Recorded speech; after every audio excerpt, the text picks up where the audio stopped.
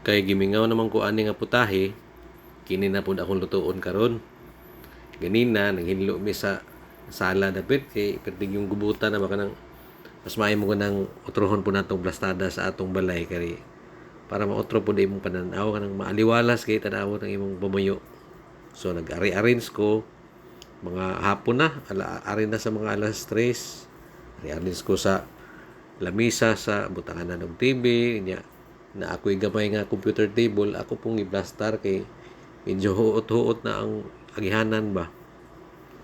So niabot ang oras nga hapon na nya late naman kayo nga magluto pagdaghan nga unsay mga sudan diha nga pagpalata pagagmay unsay sudan diha gusto nako magluto tag dinalian lang nga sudan. So naamang ko'y manok nga kanang boneless nga manok so ako ra gidipros daan ginipros lang nako daan niya kuan hiwa ko sa mga lamas kung hiwa nga lamas kamatis bombay ahos unya nagsagol ko anig noodles kanang noodles nga Lucky Me moray akong giluto kay niingon man akong manghod nga kamahuran akong anak nga bae nga mamanitabang nako kami nang hinlo sa sala siya pa magluto na po taglahi nga pagkaon pa mag-noodles na lang ta G so ginan ako ang anak nako nya tabangi ko kuan kining arrange diri sa sala kay para maplastar ni para madali.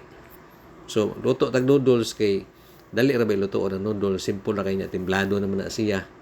Di wala na daghang timpla katong iyang pakapin nga timpla mao to itimpla nimo. So ang gibuhat nako naggisar ko sa manok, ang manok nga boneless ako rang gihiwa-hiwa gagmay kay dali ra man na siya pabukalan, malata man na siya.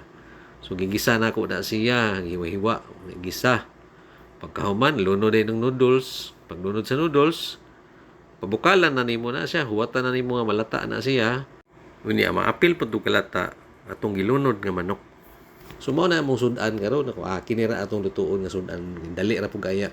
Taod-taod na pud may makasudan ani murag gimingaw na pud ba. Kay manindot mo nga panagsahan mag-noodles pud ta. So gipares na mo ani noodles niya ang katong manok nga sobra sa katong boneless ako pong prito butangan ako breeding kay maupoy paborito sa akong bunso nga anak ganinang hapon sige ingon pa chicken niya wa kay ko kaatiman kay naghinlo lagi hugaw kay ang palibot so manghinlo pud ta kay indot po niya atong balay nga hinlo pud ba so pagubot man gyud kay mga abog normal man gina so hiluan gyud nato.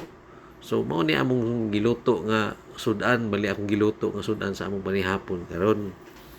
So diri dapita hapit na maluto akong noodles diri.